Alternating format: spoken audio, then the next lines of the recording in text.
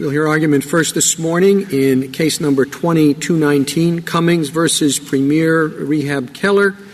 Mr. Rosinski.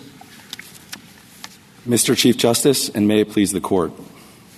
The Fifth Circuit categorically prohibited emotional distress damages in all instances under spending clause statutes prohibiting discrimination. Based on Franklin and Barnes, that decision is wrong. Franklin held that compensatory damages are available, and Barnes reaffirmed that holding. Emotional distress damages are the most common and often the only form of compensatory damage remedy for victims of intentional discrimination.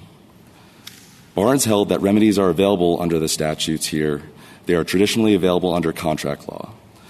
Emotional distress damages are indeed recoverable in breach of contract cases for the type of conduct at issue here.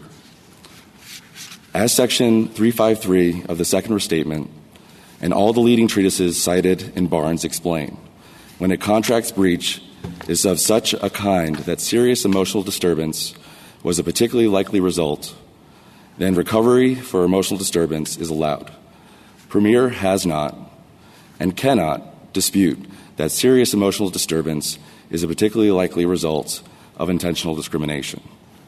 Premier asks this Court to disregard the restatement rule, but there is no basis to do so. The particularly likely result concept has been long a fixture of the law, and virtually all courts agree that in contract cases involving places of public accommodations, improper denial of access traditionally gives rise to emotional distress damages. For all these reasons, the Court should reverse the Fifth Circuit because emotional distress damages are available under spending clause legislation at issue here. With that, I welcome any questions from the Court, and will move to the balance of my argument.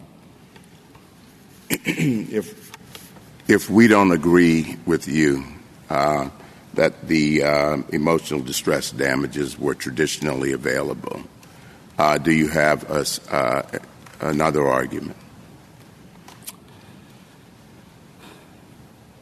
Yes, that in Franklin and what was reaffirmed in Barnes, the Court has already found that compensatory damages are available, and emotional distress is often the only and most common form of compensatory damage that one who is a victim of discrimination experiences. Do you, in cases, if you look at Barnes or Franklin, those appear to be closer to either indifference or in Barnes or intentional tort in Franklin. Would you say this is an intentional tort case? This is not an intentional tort case. What the Fifth Circuit did was categorically say that in all instances under the spending clause legislation at issue, that emotional distress damages are categorically unavailable. And so that decision by the Fifth Circuit is wrong. I understand the analogy to contract law, but what's necessary in the spending law context? I mean, you can't just go and say, the Court of Appeal in Montana had decided this case and gave emotional distress damages. Therefore, in any case under the spending clause, the recipient is subjected to those damages. I mean, what we have here is, as I understand it, a fairly narrow category of compensatory damages in a very narrow category of cases. But let's say it's 100% of those cases. I mean, how many of those cases have to be present before you can say that a recipient is bound by that under Section 504 or the other categories? Well, anyone can go and go on Lexis or Westlaw and pick a case and find a case that says what they want. But however, you look to the restatements and you look to the treatises to find what is the state of the law and what exactly is available. And for these types of contracts, what you will see that the restatements and all the leading treatises say that when there is a agreement to treat people fairly with equality, especially in discrimination cases, where you do not improperly exclude people from places of public accommodation, that emotional distress damages are available for these types of situations. And so you would look to the restatements and the treatises to see what the state of the law is. The treatises all identify a very narrow – the general rule is that emotional distress is not part of compensatory damages for breaches of contract. So there are a very narrow category of cases, as the Chief Justice said, including, the telegram cases and disposal of dead body cases and marriage contract. And the best cases for you are the innkeeper and common carrier cases. So how close is that analogy, the analogy that you're trying to draw? It seems to me that you would need to kind of draw a pretty strong analogy to that particular category, wouldn't you? Well, yeah, you could look at those analogies. Those aren't the only sets of cases in which the restatements say that they are available. When the breach is such a kind that a serious emotional disturbance is a particularly likely result, intentional discrimination meets that standard. Well, let's say I have some skepticism about Restatement Second, and I'm looking at Corbin and a whole variety of other treatises. I think Restatement Second states it at a pretty high level of generality, but Restatement Second has moved more into law reform rather than just law description. So if you look at a full range of other treatises, I read them all to be identifying discrete categories. And I think that's kind of, in my view, where the nub of this case is. I think you're right that if we read it at a high level of generality and look at the restatement view, that if it's foreseeable, and if it's the kind of a contract where we would say it's foreseeable, then I think emotional damages, I think you're right. I mean, discrimination and stigmatic injury flow from discrimination. If we read it at a lower level of generality and we look at more specifically, you have categories of cases in which historically emotional damages were recoverable in contract cases. And I think, when you look at Gebser saying that we should take into account the implied nature of the cause of action in shaping the remedy, I think that is an argument, maybe it's not a winning one, in favor of adopting the more specific level of generality. Well, even if you look at the treatises, let's take, for example, McCormick, which is one that respondent actually cites heavily for the proposition. If you look at actually McCormick, you will find that if you look later on in McCormick, you will see that it says practically all courts will give damages for mental distress and humiliation, cases of actions for breach of contract for expulsions of guests from hotels, passengers from trains, or expulsion or refusal of admission to ticket holders in place of public resort or entertainment. And I agree. That's what I was asking you. To win, do you have to draw an analogy to that particular category as opposed to relying more generally on this foreseeability and notice concept? Well, when you look at contracts that protect dignitary harms rather than pecuniary harms, you will find that these are just examples of cases in which they have been found to be available. If you look at our Aaron case, our Odom case, those were specifically cases involving discrimination. And in those cases, you will see that the court awarded emotional distress damages for purely breach of contract in those cases. Can I ask about the contract analogy? Because it does seem difficult, as Justice Barrett's identifying. And one of the ways I've thought about this case is to try to compare it to the express causes of action. So this is an implied cause of action, as Justice Barrett pointed out.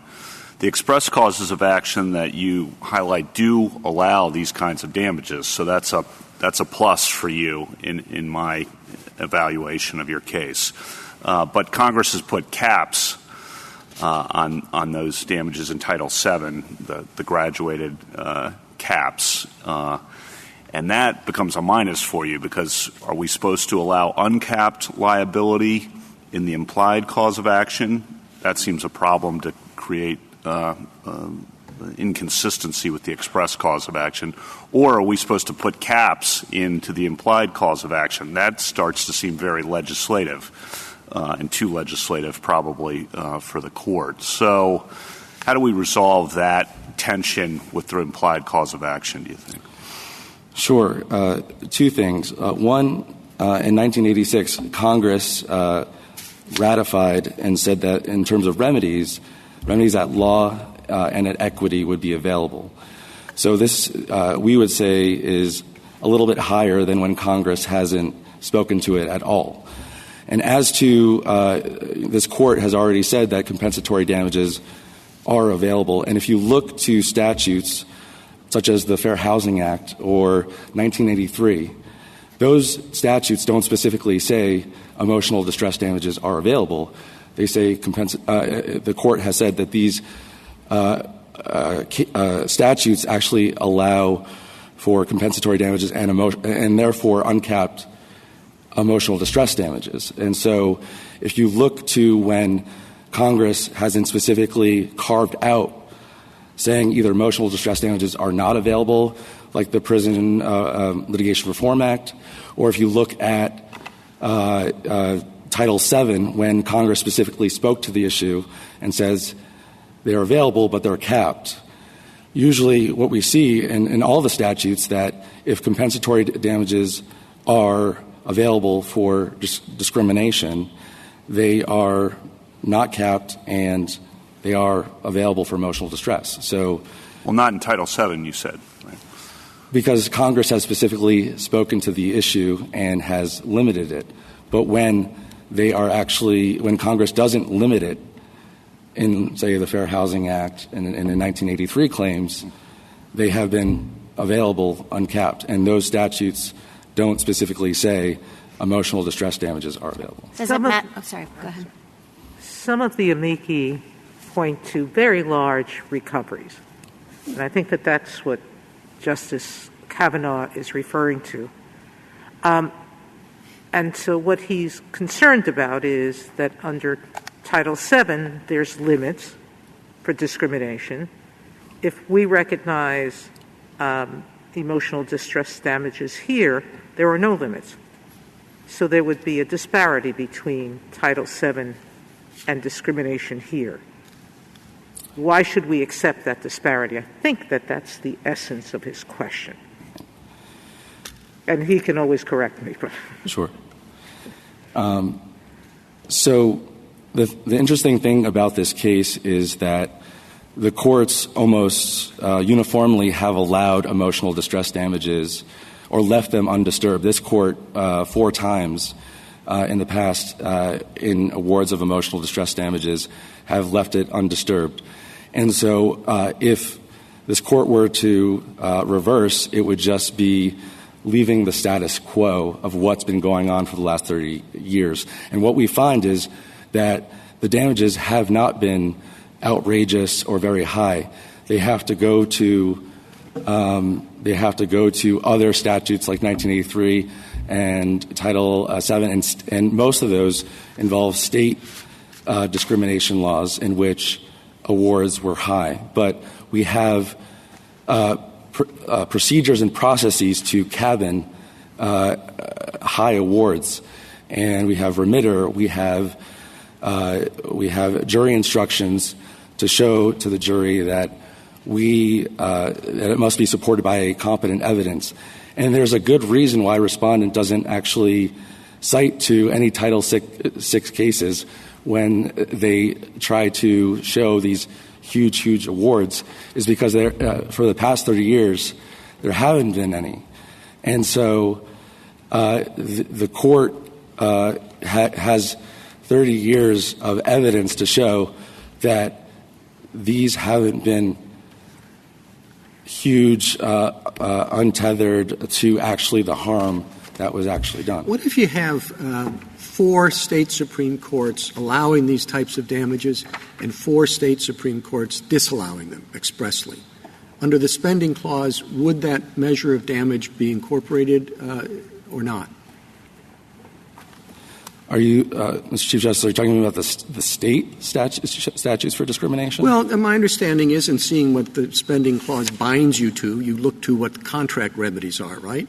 That's typically a question of state law. So what if it's 4-4? Is the eligibility for those damages incorporated when you take Medicare funds, Medicaid funds, or not? Well, if it was 4-4, we would say it's in our favor. But in this case, why is that? It would seem to me to be a tie. If it was a tie, we would look to what would logically constitute notice. Well, that's right. I mean, you know that it's 4-4. And I think our precedents say under the spending clause, what you're buying into has to be pretty clear. Yes, and in this case, it's actually 46 states have expressly stated that or have not stated that they aren't available, and there are only 4 states that say emotional distress damages are not available for breach of contract cases. So if we actually look... Well, what did the other 46? I mean, you're just saying they haven't said anything about it? They've actually either expressly stated that they are available or they have not affirmatively stated that they are not available. And if you look to the states that have affirmatively stated that they are available, you're looking at approximately 32 states that have already stated that they're available. So if you're looking at the majority view, if you're looking at their statements, the treatises, even the treatises that respondent cites, for these types of contracts, these are available. What measure of emotional distress damages does your client seek in this case? We're at a 12B6 stage right now, and my client hasn't affirmatively stated how much she's seeking. But traditionally, in these types of cases, the amounts have been somewhere between $1 to the highest in this type of case that I've seen is about $25,000. So they're actually. Well, what damage did she suffer here? Can you not provide some information about what she is trying to recover? Sure.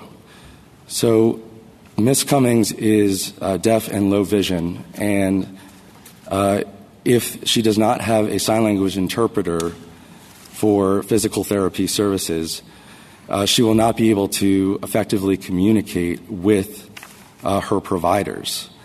And without that, she's essentially being excluded from those services. This was considered to be the best rehabilitation. No, I understand the nature of your claim. So you just can't tell me anything more than the numbers that you just gave me. Well, when someone is excluded from a facility or a provider that they see the best, that exclusion in itself is a harm. No, okay, I understand. You're not going to provide the numbers. And I understand it's at 12B6. What invoked the spending clause here?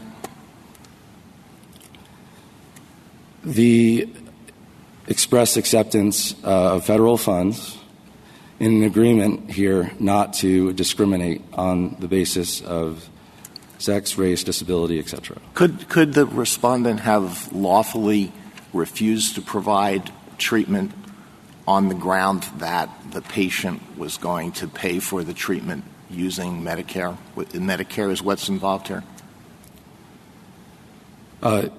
Well, that is a fact-specific inquiry that we haven't got to yet. And if the respondent wants to raise that in the trial stage, what is the fact-specific inquiry? So when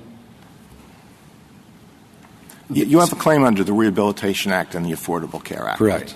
And what invokes this? What is the federal spending clause basis for the claim that you are asserting? For the government's power to impose conditions on the receipt of federal funds. That's where the power comes from. What are the federal funds? That's what I'm asking. These are Medicare and Medicaid funding. Okay. Could they have – I just don't know the answer to this question. Could they have lawfully refused to treat her because she was going to pay using Medicare and Medicaid funds? That's okay. I don't know specifically in this case if they could have done that. Justice Thomas, anything further? Justice Breyer? Justice Alito? Justice Sotomayor? I think the question Justice Alito was asking is, you're claiming emotional distress. What did she suffer? think that was his question. It was as simple as that. What level of pain, what level of being upset, what's the emotional distress? Sure. He's not asking you to quantify it. He's saying, what did she suffer? Sure. Ms. Cummings suffered a profound humiliation, a feeling of less of a self-worth, that she's not as worthy as other members of the public because of her disability to access those services in a manner that everyone else can access them. When someone is excluded, and specifically Ms. Cummings, when she was excluded, she experienced a profound humiliation and a profound sense of indignity that just made her feel like she wasn't worthy. And that is the sense of emotional distress that she experienced. I understood from the papers, did I misunderstand incorrectly, that she received less than adequate care at the substitute place? So I'm assuming she also suffered some discomfort or pain? Yes. So she did go to the subsequent rehabilitation center, and she still experienced pain and had to actually go through back surgery because the physical therapy was not successful. That is not a claim that is at issue right now at the 12P6 stage. However, she did have to eventually get surgery. Thank you. Thank you. Justice Kagan? Justice Gorsuch? I have one question. So when you said that the numbers hadn't been high and this hadn't been a problem, Justice Kavanaugh's point about large figures, you were referring to Rehabilitation Act cases specifically. But, of course, this applies to the cluster of statutes, including, say, Title IX. Is the same true across the board of all of these cases, that there haven't been, or is it just the Rehabilitation Act data that you're looking at? It is actually amongst all the statutes, Title VI, Title IX, Rehab Act, ACA. There have not been huge awards in those set of family of statutes. And those awards have been cited in our amici, in the disability brief and others, and the court can look at those as well there. Thank you. Thank you, counsel. Thank you.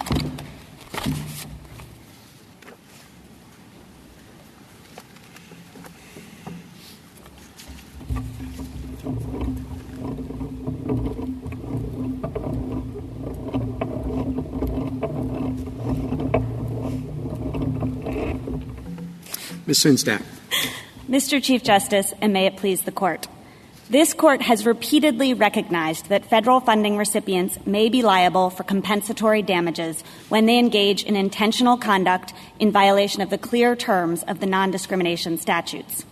Respondents therefore ask this Court to hold that while funding recipients are on notice that they must pay compensation, they are not on notice that they must compensate for some of the core harms of discrimination: humiliation, degradation, and related emotional distress. That contention is irreconcilable with contract law, 30 years of practice in the federal courts, and common sense. If respondent were correct, then the petitioner in Franklin won only a Pyrrhic victory because, while this Court held that she was entitled to seek damages for the severe sexual harassment and abuse she suffered at the hands of a teacher in violation of Title IX, she was not entitled to a compensation for the only injuries she described in her briefing: the profound psychological and emotional harms caused by the discrimination. That is not the law, and this Court should not make it so. Did you agree that the conditions that follow from accepting federal funds under the spending clause have to be clear? It's not simply enough that you can argue that they're there? The Court has long held that there needs to be notice, and therefore the terms need to be clear, yes. Well, along the lines of some questions I asked your friend, how how clear does it have to be? I mean, if you have one case, is that clear enough? If it's a tie, is that clear enough? What's the standard? I think it needs to be the rule, and I think you can look to Barnes and see what they looked at were 4 contract treatises, all of which said that punitive damages were off the table. Okay, so it has to be the rule, but does it have to be a rule in a particular category of cases, and how big does that category have to be? I mean, we've indicated or said that it's a contract analogy.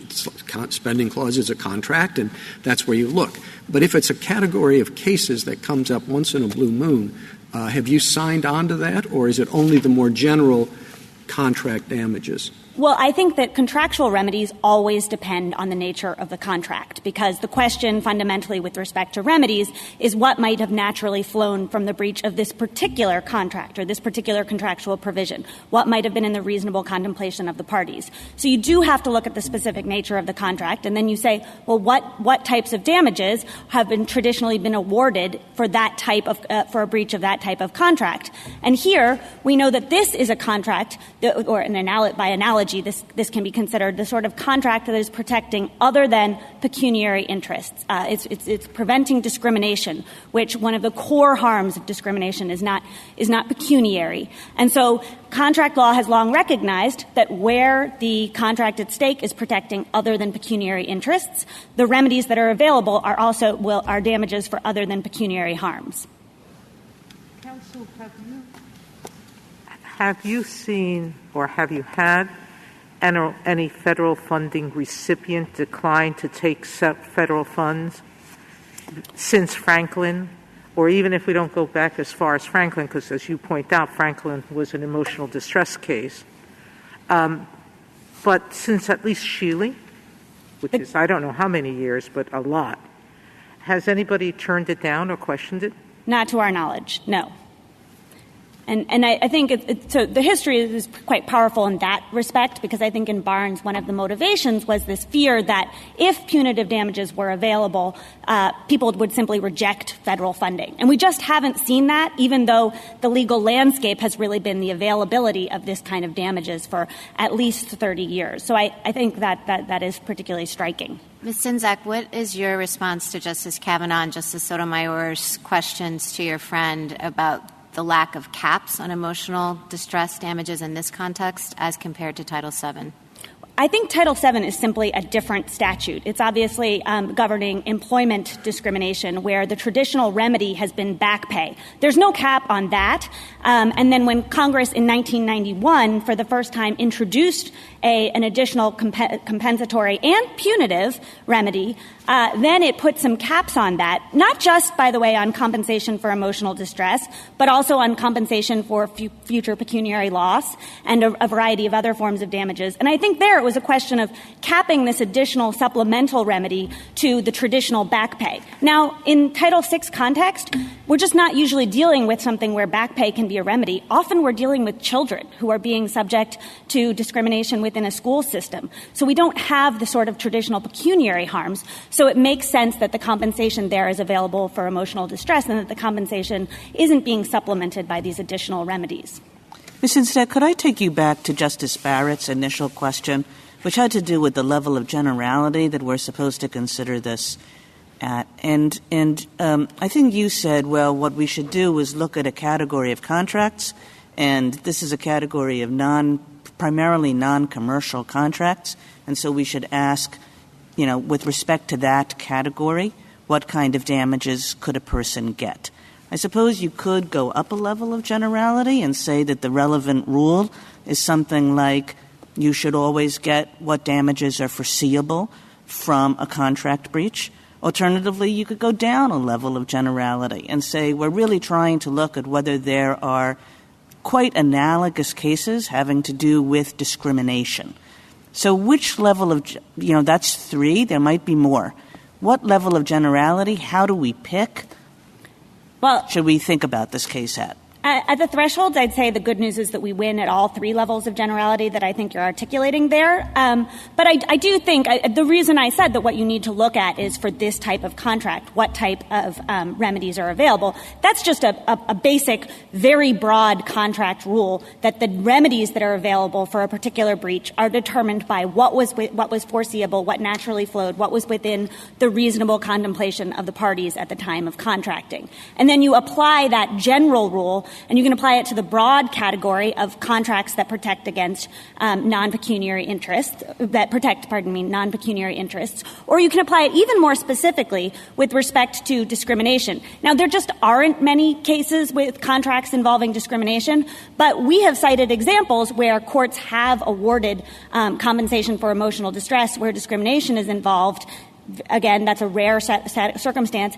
And respondent hasn't cited any cases where a court has rejected that proposition. And do you view the common carrier type cases, the innkeeper type cases, should we look at those as discrimination cases, or are those somewhat different and we would have to extrapolate from them? I think those cases are directly analogous in that I think they're the most obvious example of contracts where there's a term that's about protecting essentially emotional interests. Because from the time of Justice Story's opinion in Chamberlain, that we've recognized that common carriers aren't just contracting to, provide a passage or to provide a roof over your head, that they're also, one term, either explicit or implicit, is to treat you well.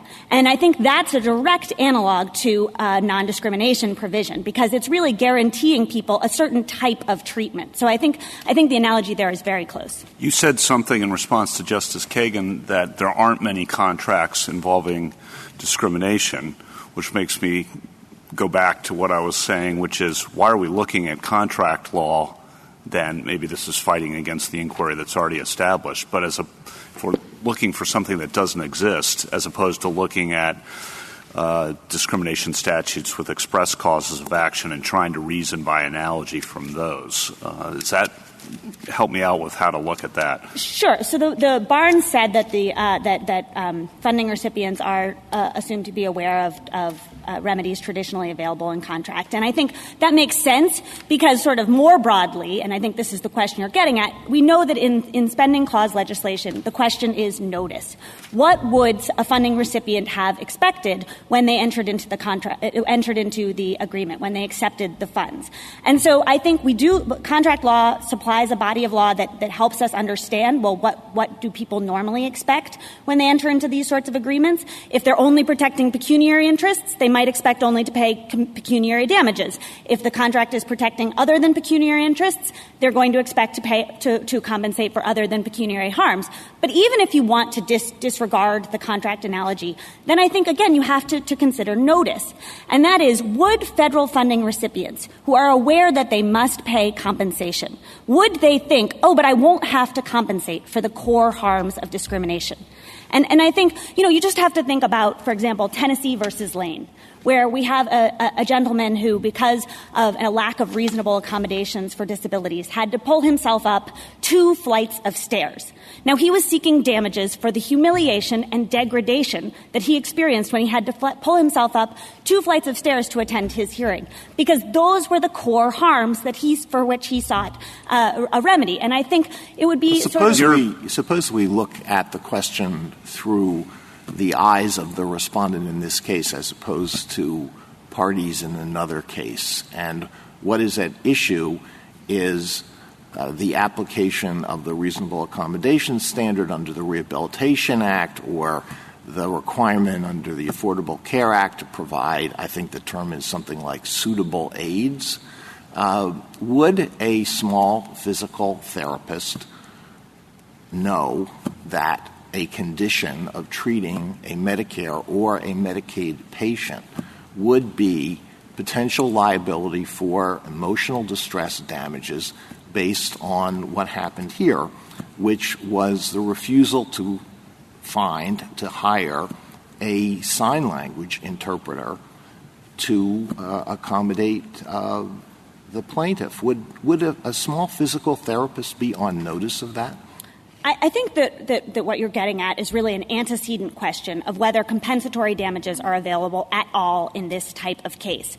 And certainly this Court has emphasized that there needs to be intentional conduct in violation of the clear terms of an anti-discrimination statute. It may be the courts below skipped over that inquiry. So we have to assume that it's a viable claim. It's 12b-6. We assume that it's a viable claim.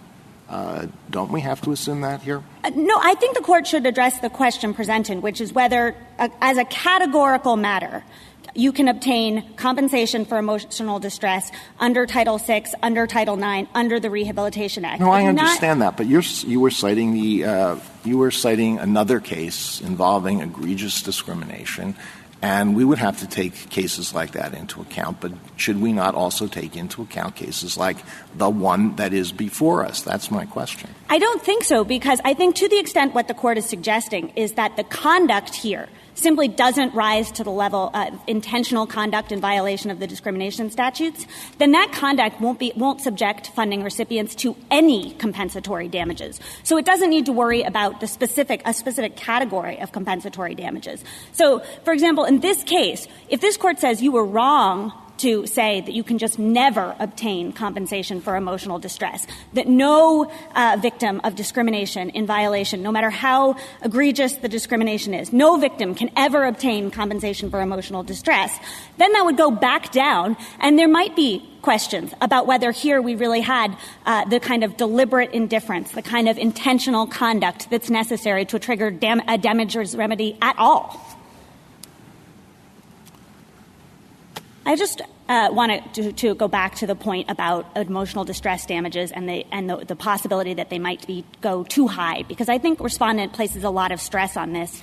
And I want to echo what my colleague emphasized, which is that we have had 30 years of these kinds of damages being available, and while Respondent and their amici attempt to cite examples of high awards with respect to emotional distress, they just aren't from this family of statutes. And you have to assume that they've been boiling the oceans looking for sort of exorbitant awards, and they're not finding them. And that's because there are checks on that kind of award. So as I was just explaining, as a preliminary matter, you can't even get your foot in the door for compensatory damages until you show intentional conduct in violation of the clear terms of a statute. And even after you prove that kind of conduct, you then have to prove actual injury. As this Court explained in Carey versus P.L.C., you can't just assert emotional distress. You have to be able to put forward competent evidence of an actual injury. And courts have actually said just saying I was sad, I was depressed, even a conclusory statement that you were humiliated isn't going to be enough to get damages. And if a defendant believes that the damages... What does that mean exactly? What is enough? In general, there needs to be specific, detailed evidence cataloging the emotional distress. Often there will be corroboration from those those who are around the person. Sometimes there'll be medical evidence corroborating it. So, for example, you can't just make a conclusory statement that you were depressed. But what you might be able to say is, I did not leave my room for 3 months. I gained 40 pounds. My marriage broke up. I lost my relationship with my children. And then if you could put forward concrete corroboration for those things, if you could show medical evidence, then that's the kind of thing that particularly for the larger awards, you're really going to need to see. Where do all these rules come from? Well, this Court in Carey versus P.L.C. said that there needs to be actual injury and competent evidence, but also there just always needs to be sufficient evidence underlying a damages award. Justice Thomas, anything further? Justice Breyer? Justice Alito? Justice Sotomayor? I do have one question. There's an amici here who says you can't ever have an intentional failure to accommodate. And they tend to think that this is the Chamber of Commerce. Do you agree with that statement? Do you disagree with it? Of course, that question really isn't presented no, it's here. Not That's a conduct question. At all. But yes, it is subsumed by Justice Alito's question, which is the assumption that that if someone can't afford it, they have they shouldn't be subjected to litigation. But the point is that they won't be because of undue burdens and because the accommodation has to be reasonable. What you see as intentional that would make them liable is only if they reasonably could, and refuse to do it. Not only that, most courts of appeals apply a deliberate indifference standard. So that means you have to know that the person's federally protected rights are probably going to be invaded unless you make the accommodation. And then you have to intentionally refuse to make that accommodation. I mean, that is a pretty high standard there. But I think that isn't the equivalent of taking it off the table entirely. Justice Kagan, anything? Justice Gorsuch? One follow-up, just so I understand the answer to the question about the disparity potential with Title VII, the express cause of action. I think you've argued a couple things. One is that the damages are often not high in these cases, and we have years of experience. The second answer, I think you said, is and your colleague, Title VII is not the only statute. There's 1983, it's Title VIII, and those don't have the express caps. And then the third answer you gave was that Title VII has back pay. I don't understand that third one. So Title Why VII, that matters. Title VII, the traditional remedy was equitable, and it was about back pay. So people were already able to obtain, after employment discrimination, often substantial awards for the back pay that they lost. And in 1986, when Congress ratified the damages action, ratified the availability of a damages action under Title VI, there were, in fact, no compensatory damages available under Title VII. So we know that Congress just thinks of these two statutes differently. And I think that part of the reason for that, part of the reason you might have compensation, but in a limited form in Title VII, is because of the existence of this other remedy that typically isn't available where, for example, you have a school child who just doesn't have pay and certainly doesn't have back pay that they might be able to obtain. Thank you. Justice Barrett? I just have one follow-up. So in the class of non-pecuniary contracts where courts have recognized the availability of emotional distress damages, they often come along with a willful or wanton caveat, available only in cases where the breach was willful or wanton. Should we make anything of that condition here? I don't think so, because I think that in many cases that isn't attached. But even if that was a requirement, I think because it does have to be intentional conduct in violation of the clear terms, it would be satisfied in all of these cases. Thank you. Thank you, counsel.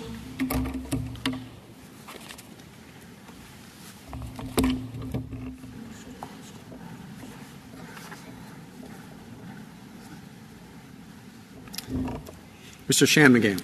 Thank you, Mr. Chief Justice, and may it please the Court. The Rehabilitation Act and the ACA differ from other anti-discrimination statutes in two critical respects. First, they contain no express causes of action, and thus say nothing about what private remedies are available to enforce their provisions. Second, they were enacted under the Spending Clause, and because Spending Clause statutes are in the nature of contracts, recipients of federal funding must have clear notice of the conditions that attach to the funding. In Barnes, this Court held that recipients have noticed that they are subject to a particular remedy where the remedy was generally and traditionally available in an action for breach of contract.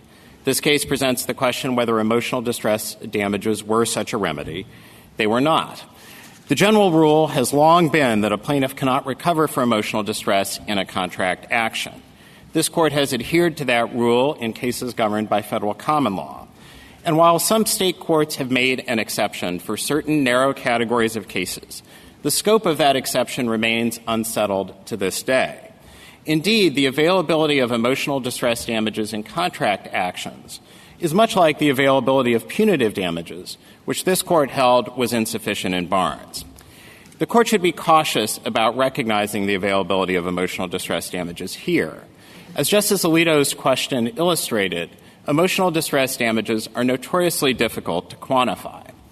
And it would be perverse to provide emotional distress damages more broadly under spending clause statutes with implied causes of action than under anti-discrimination statutes with express causes of action. Title VII, of course, caps those damages. And to your point, Justice Kavanaugh, several other statutes, including Title II, do not permit those damages at all. Congress plainly does not believe that emotional distress damages are a necessary remedy for every instance of discrimination. And the Court would be undertaking a quintessentially legislative task if it provided for open-ended damages here. The judgment of the Court of Appeals should be affirmed. I welcome the Court's questions.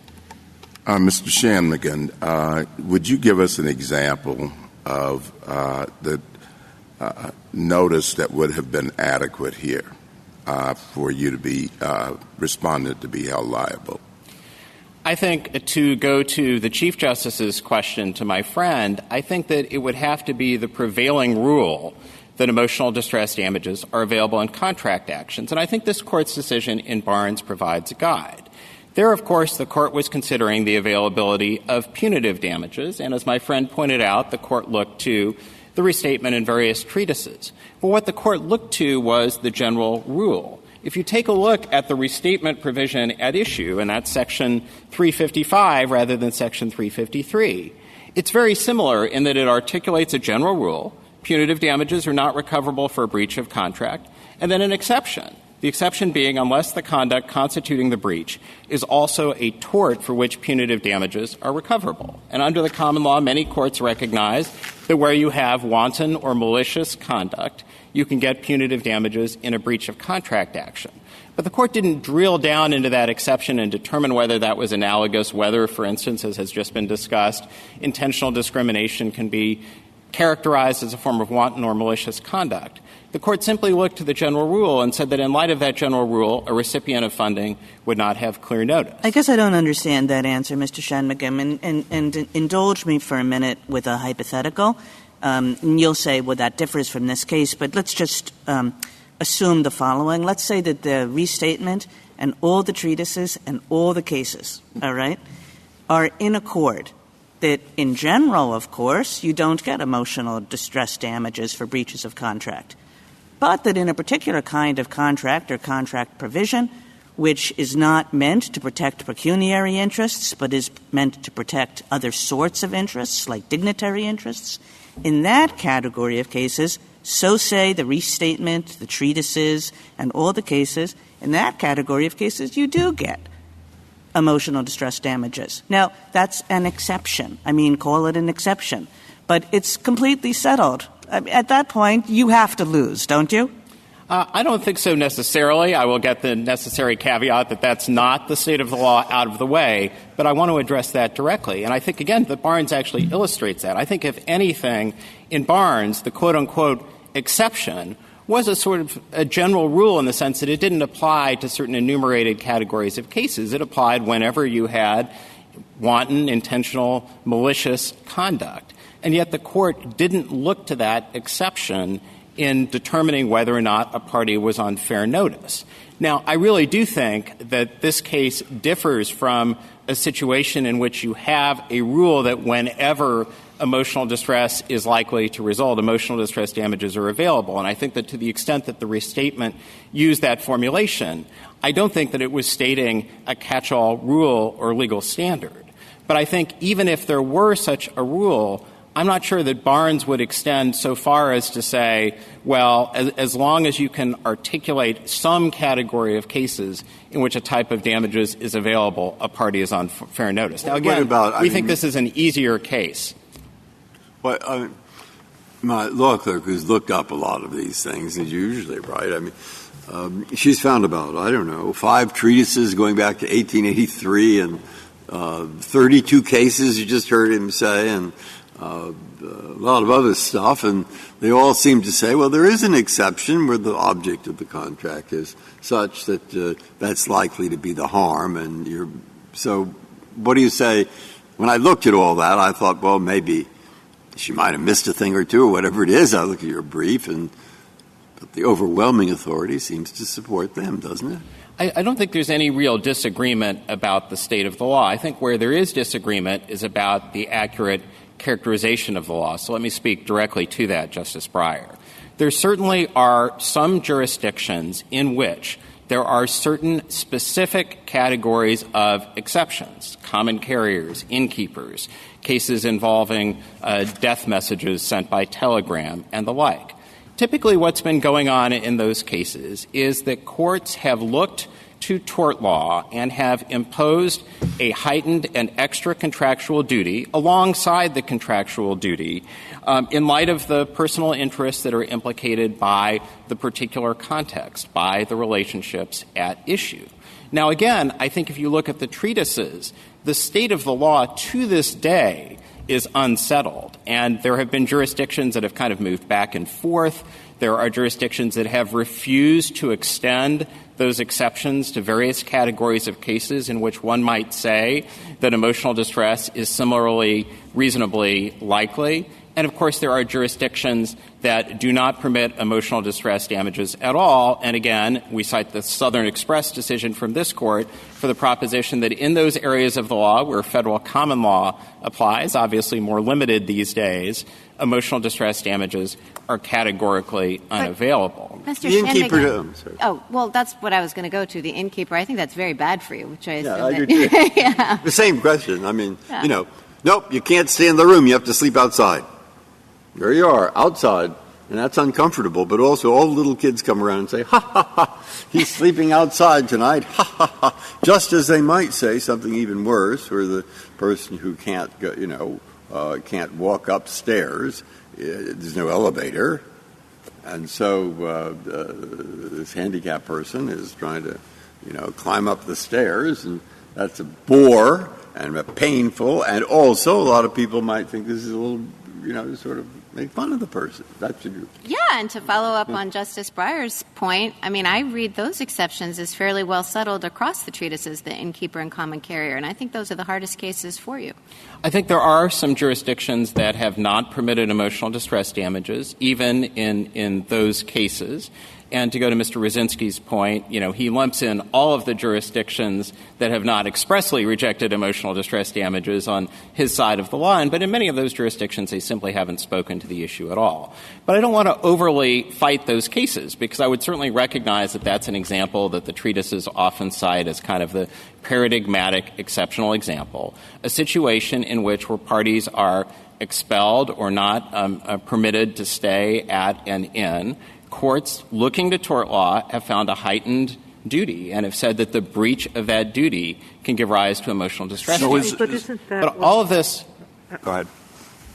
Isn't that what intentional discrimination is? I find it interesting that the two states in Barnes that permitted punitive damages prohibited emotional damages. So it seems to me that if I look at your small universe of states that prohibit emotional damages, those two made it up by permitting punitive damages. But putting that aside, I think the most important point is the nature of the contract here is an agreement by your client to treat people with disabilities equally to others and to provide accommodations and let them enjoy the benefit of their services if it's reasonable to do so. That's no different than the common carrier agreement to treat a passenger with dignity and to treat them with a sense of respect, the special care. So it's in the same nature. And both of them are intentional in the sense of what an intentional tort speaks about.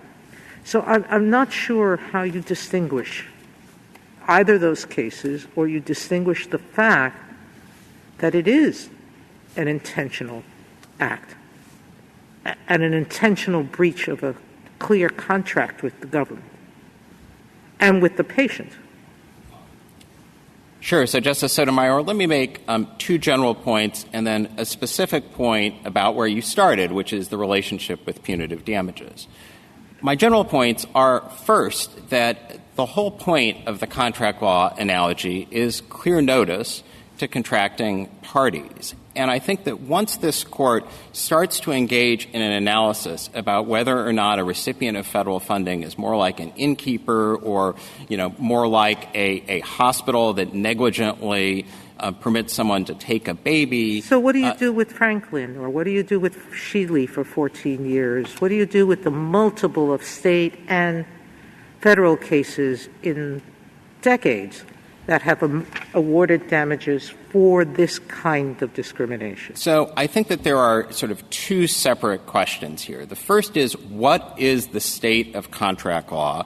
And I would note parenthetically that I think we should be looking at the state of contract law in 1964, 2 decades before the formulation in the second restatement on which the other side relies, because the inquiry should really focus on the state of the law at the time of Title VI, whose remedies are, of course, incorporated into these statutes. The second and separate argument is kind of this ratification light argument that is made by the other side and that my friend Ms. Sinsdak made very heavily during her argument today, which is this argument that because there were cases that seemed to assume the existence of emotional distress damages, that Congress, at least by the time of the ACA, should somehow be understood to have ratified those cases. Now, of course, that's not how ratification works more generally. Ordinarily, you look to the cases that have actually addressed the question presented. And I think even by the time of the ACA, there was only one court of appeals, Shealy, which had addressed the question. There were district courts going both ways, as petitioner herself acknowledges in the cert petition and as the district court set out in its opinion. So I certainly don't think that the law on the specific question of whether these spending clause statutes might permit emotional distress damages was settled. I do think that the spending clause context here is centrally important, really for the reason that this court set out in Gebser. In Gebser, the court drew a distinction between, I believe, Title VII and Title IX, and the court said, well, outside the spending clause context, anti-discrimination statutes are often centrally about providing compensation. By contrast, spending clause statutes are really about providing equal access and ensuring that parties that receive federal funds provide equal access to federal programs. And I think that that is really the reasoning that underlay this Court's decision in Barnes and its reliance on the contract law analogy. And to pick up on the first part of your question, Justice Sotomayor, and the question of the relationship between emotional distress damages and punitive damages, I think if you look at the case law is actually quite similar in that courts in breach of contract cases have made both emotional distress and punitive damages available only in exceptional and, frankly, in overlapping circumstances. And indeed, if you take a look at the Corbin Treatise says in its discussion of this very issue that the line between emotional distress damages and punitive damages is, quote, indistinct and hard to draw, end quote. And indeed, I think if you look to jurisdictions that permit punitive damages and not emotional distress damages, those courts are essentially using punitive damages as a proxy for emotional distress damages. And conversely, some of the courts that have permitted emotional distress damages have noted that they have a punitive and deterrent effect. I say all of that. Keep going. Sorry. I say all of that simply to make the point that emotional distress damages are in some respects not like other forms of compensatory damages. They are in some respects more similar to punitive damages, particularly where breach of contract cases are concerned. A couple questions on that then. First, if we're in the contract world, is the right question to ask, is this kind of situation more like the general contract or more like the contracts in the quote-unquote narrow exception? Is that the right question to ask? I think that the right question to ask is, what is the prevailing rule in breach of contract cases more generally? That gets to Justice Kagan's question. You got to figure out what category you're in. Calling it narrow doesn't do much for me. You got to figure out which is the better analogy, I think, the general rule or the exception. And Justice Barrett's questions, I think, elucidate why the exception seems pretty on point here. Well, I would say that to the extent that the court wants to sort of try to identify some category of cases, again, I would fall back on the point that the rule was simply not settled, particularly as of 1964. And again, the law, frankly, varies even from one of the enumerated exceptions to the other. In some of those exceptions, just to finish my sentence, courts have required wanton or malicious conduct. In other contexts, the courts haven't. And so I think it's very hard to derive from this any sort of prevailing rule that would be sufficient to give clear notice. Yeah, I mean, we're a country with a lot of jurisdictions. The right test cannot be, does everybody agree, across the board and everybody has considered the exact same question and answered it in the exact same way. If you look at the state of the law generally at the appropriate time, on the one hand, you have these, what seem, as Justice Kavanaugh just suggested, the most analogous cases, which are the common carrier/innkeeper cases where there was a refusal or a denial of adequate service. So those cases seem to be pretty much all cutting against you. And then you have like, well, what do I really do when I'm trying to think what my legal obligations are? I go to the restatements, I go to the treatises, and you have a whole bunch of restatements and treatises, starting with the restatement, which maybe the second restatement is a little bit, recommending as opposed to describing.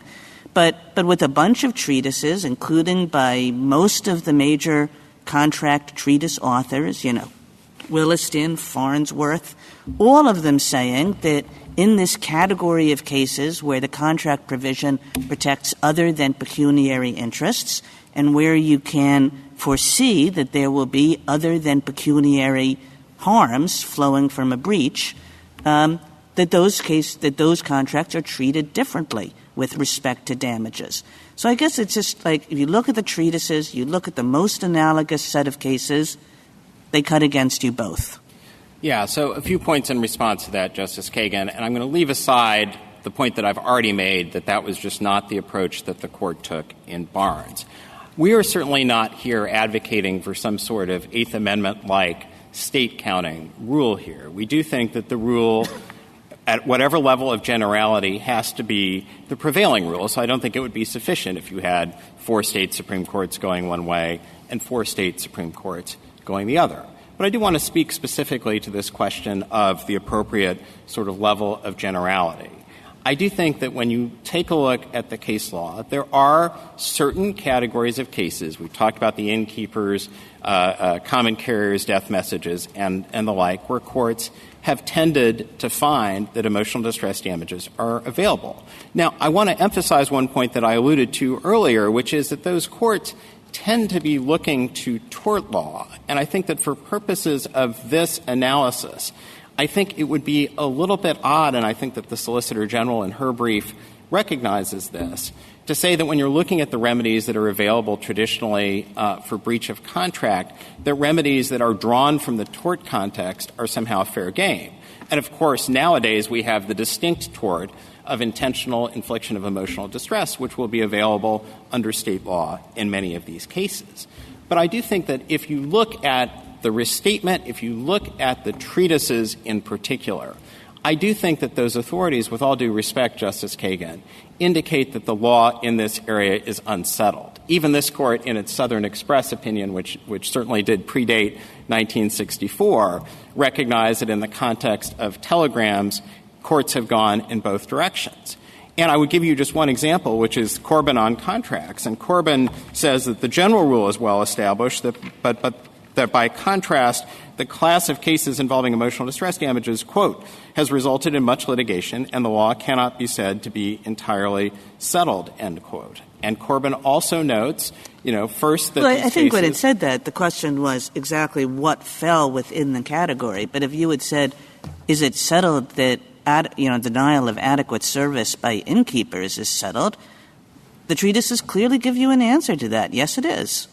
Well, there are more states that might have permitted that. At least certainly today, there are more states that permit emotional distress damages in certain exceptional circumstances. But again, these cases are looking to tort law. The legal standard for when emotional distress damages are available is itself open to question. In many of these contexts, particularly because courts are looking to tort law, they're requiring wanton or malicious conduct. And again, at that point, this starts to uncomfortably overlap with punitive damages, where, again, courts have said that emotional distress damages are available in breach of contract actions where there is wanton or malicious conduct, and yet that did not stop the court from saying we're just going to look to the general rule, as the court did in Barnes, and that general rule does not permit for punitive damages. And again, if this is all about notice, I think it would be very unfair to say that recipients of federal funding, many of whom are like my client, a relatively unsophisticated solo practitioner of physical therapy,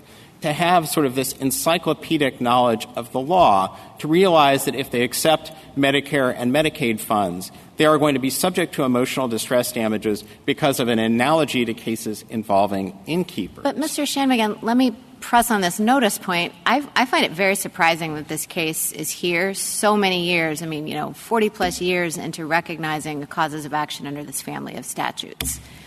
So it seems to me either nobody was seeking emotional distress damages, and then suddenly people started doing it and it came up, or, as petitioners told the story, that everybody assumed that they were available, and then but when Shealy came around, somebody finally thought to challenge it.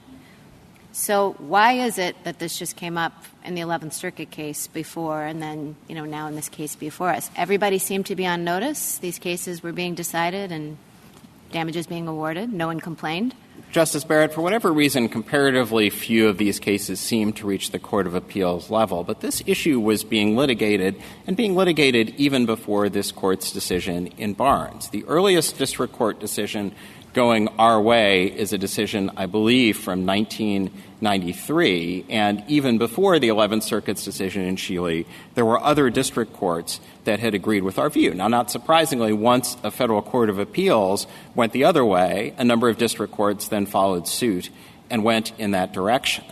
But I don't think that it is true that it has just been assumed for 40 years, 40-plus years since the enactment of Title VI, that emotional distress damages are available. Indeed, of the 4 cases that came to this Court involving allegedly emotional distress damages, 3 of those cases were cases involving pain and suffering. And as we point out in our brief, the analysis for pain and suffering damages might be somewhat different because there's a somewhat more substantial basis of contract law permitting those damages. And so, again, I don't think that the law on the federal level was settled. And again, I think that the law, as a matter of contract law, was certainly not settled. And the best evidence of that is that I think all of the treatises, while certainly recognizing that some state courts have recognized exceptions, have emphasized the unsettled nature of that exception. So what's the one that would apply here?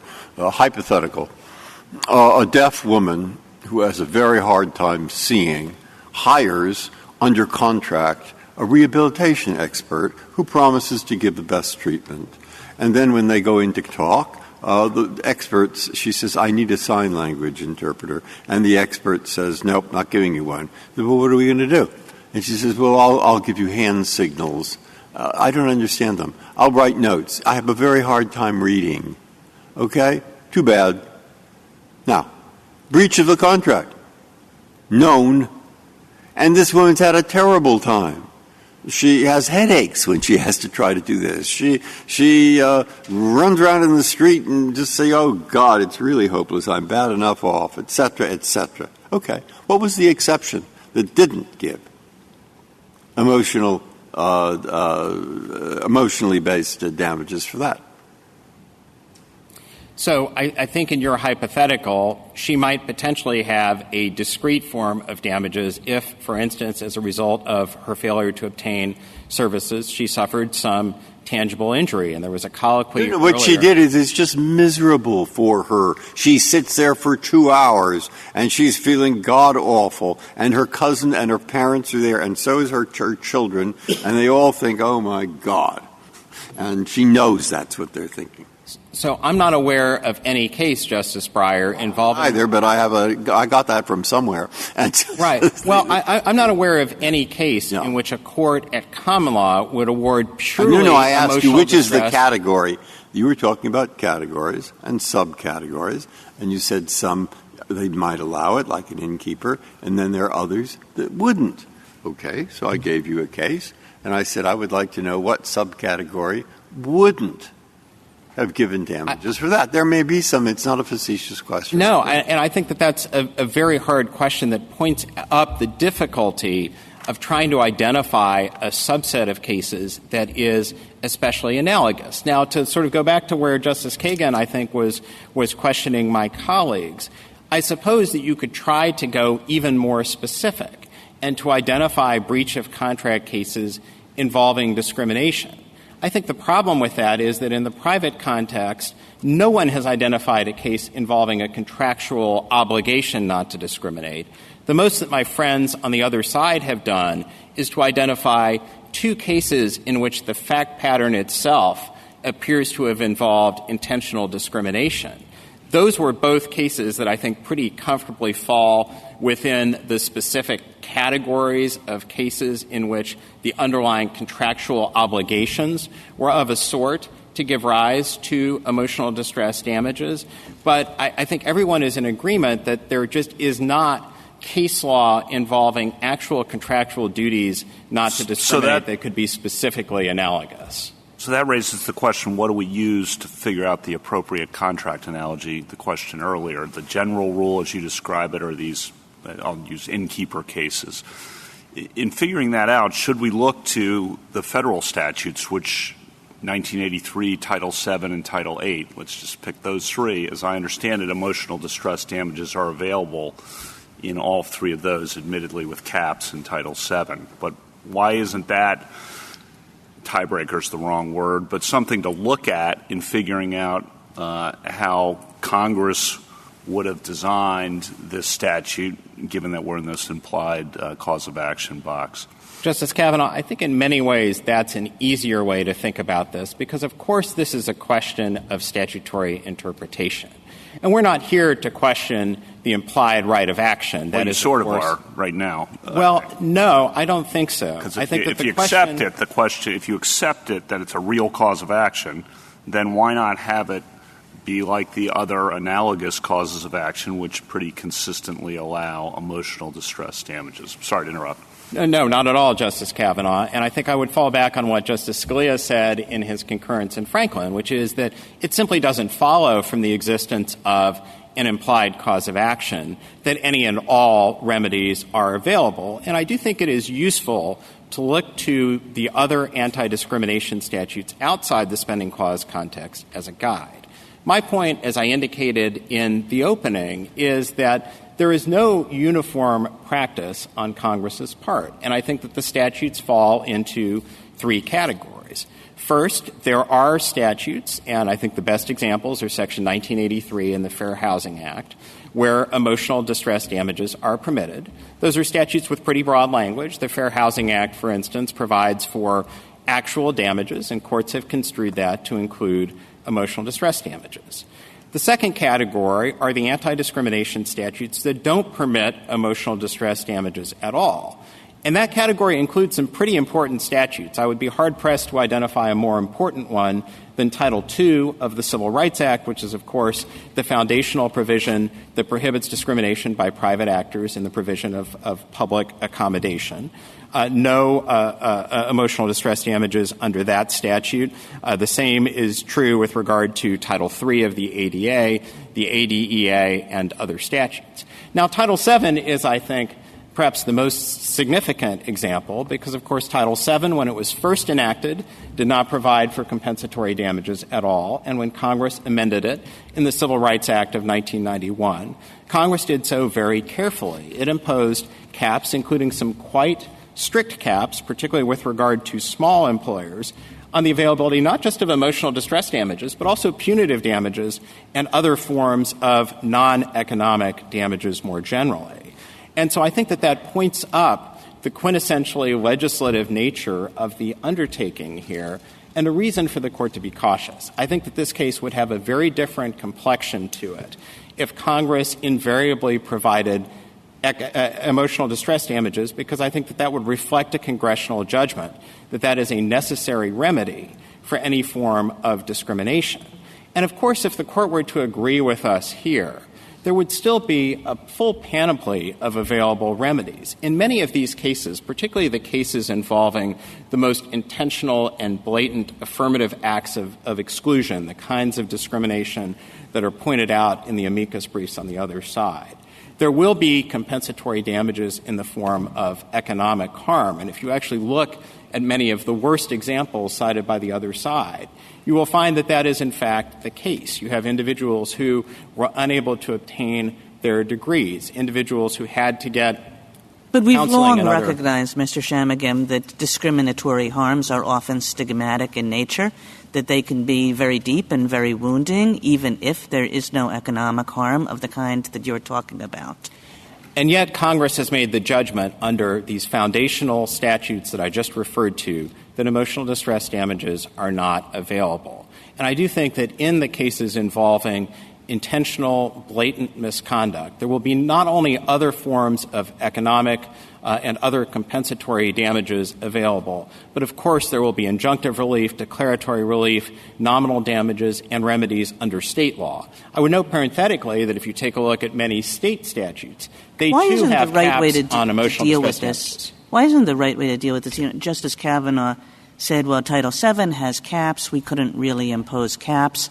But in some ways, the courts can impose caps. In some ways, the courts can make sure through the rules that they convey as to what kind of damages these are and the importance of keeping them in check, that they should be, the petitioner said, up to $25,000. We don't have to set a number in order to convey a sense that that these should be kept in control. And why isn't that the right way to balance the competing interests here? So a couple of points in response to that, Justice Kagan. The first is that, as petitioner herself contends, emotional distress damages can and often are awarded based on the plaintiff's testimony alone. The amicus briefs cite examples of quite significant emotional distress damages awards. To be sure, that's often outside the specific context of the Rehabilitation Act, which involves cases typically concerning a failure to accommodate, which I think do tend to be cases that don't involve, as blatant of discrimination as cases involving exclusion, the paradigmatic sorts of cases that we think about. But nonetheless, there are plenty of examples of emotional distress damages running into the seven figures. And while those awards can be remitted, the standard for remittitor, consistent with the Seventh Amendment, is quite a high one. It is that the award shocks the conscience. And so, yes, of course, if this court were to permit these sorts of damages, the court could say to lower courts in an admonishing way, look to Title VII, that might provide some guidance. But that just points up the quintessentially legislative nature of this whole undertaking, particularly given that in Title VII, what triggers the various caps is the size of the employer. That's obviously not a consideration that would comfortably fall within the traditional judicial task of remittitor. And yet it reflects the fact that Congress made the judgment that it wanted to provide a greater degree of protection to small employers. And again, that just illustrates that if, in fact, emotional distress damages are to be made available here, that is a matter for Congress to address in the first instance. And I think the court can have some degree of comfort that if the court were not to permit emotional distress damages here, it would not be going further than Congress has in other statutes. Quite to the contrary, what the court would be doing is very similar to what Congress has done in other bedrock anti-discrimination statutes. Thank you. Justice Thomas, anything further? Justice Breyer? Justice Sotomayor? Or Justice Gorsuch, anything further? Thank you, counsel. Thank you. Rebuttal, Mr. Rosinski.